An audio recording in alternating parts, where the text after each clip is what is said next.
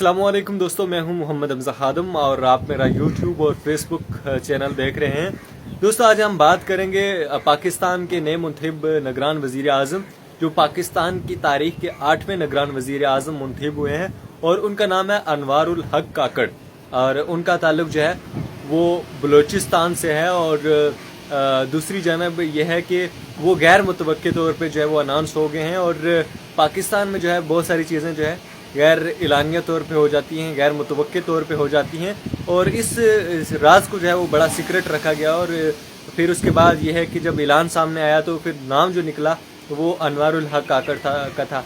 बुनियादी तौर पर अनवारुल हक काकड़ का ताल्लुक जो है वो बलूचिस्तान से है। और वो मुस्लिम लीग काफ की जो कौमी असम्बली की सीट थी उसमें 2008 में वो इलेक्शन लड़े थे, लेकिन उनको कामयाबी हासिल नहीं हो सकी। बाद अज़ा वो नून लीग में चले गए और उसके बाद जो है वो दूसरी पॉलिटिकल जमातों में रहे। और फिर अब जो है वो बाप बलूचिस्तान अवामी पार्टी का वो हिस्सा हैं और सेनेट में काफ़ी अरसे से रहे हैं। इस पर पॉलिटिकल जमातों का जो रद्द अमल है वो कुछ इतना मुस्बत नहीं है। और कहा यह भी जा रहा है कि शहबाज शरीफ और जो अपोजिशन लीडर थे राजा रियाज, उनको आखिरी वक्त में ये पता चला कि वज़ीर आज़म तो वो जो अनवारुल हक काकड़ साहब हैं वो होंगे। और मेरी एक अखबार के ज़रिए से मुझे ये बात पता चली है कि शहबाज शरीफ जो है वो राजा रियाज से, और राजा रियाज जो है वो शहबाज शरीफ से पूछते आए कि जो वज़ीर आज़म का कोई नाम सामने आया या नहीं। और फिर फाइनली जो है उनकी पर्ची पे उनकी एक नाम सामने आता है और उसका नाम होता है अनवारुल हक काकड़।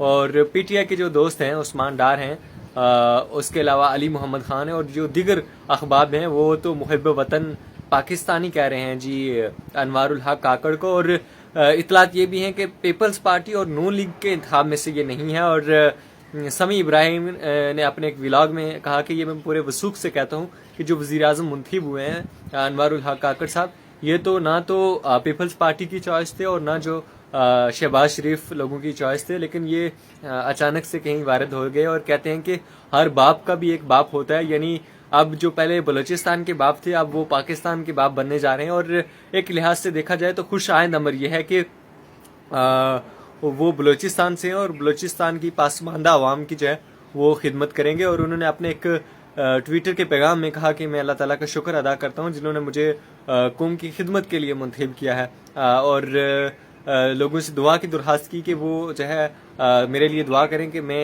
उनकी उम्मीदों पर पूरा उतर सकूं और खुश आइंद तरीके से जो है वो इलेक्शन करा सकूं। और बहुत सारे लोगों ने उनसे अच्छी उम्मीदें बांध ली हैं बलूचिस्तान के हवाले से। और बलूचिस्तान में जो मिसिंग पर्सन हैं शायद उनको भी वो कहीं ना कहीं निजात दिलाने में कामयाब हो जाएं।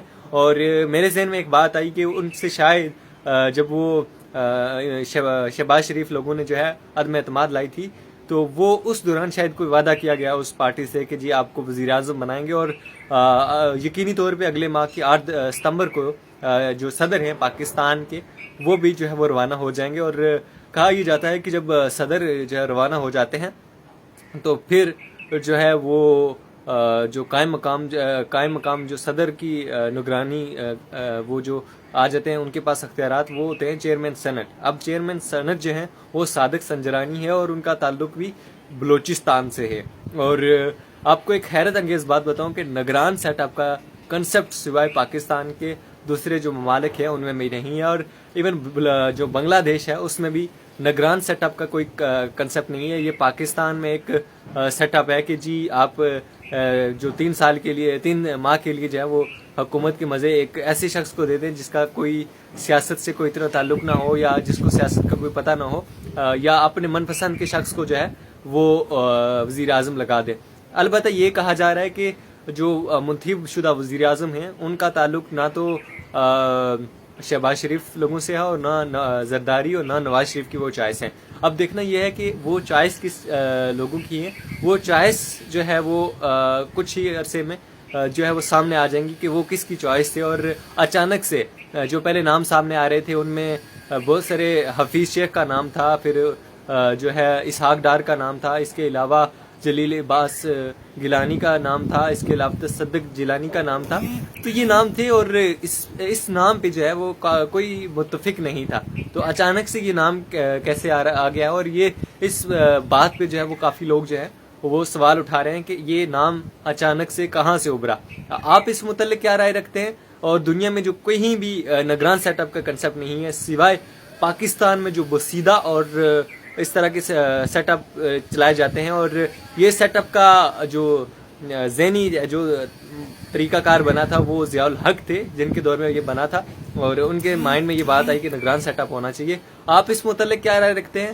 اپنی قیمتی رائے کا اظہار ضرور کیجیے گا. اپنے میزبان محمد حمزہ خادم کو اجازت دیجیے. اللہ نگہبان.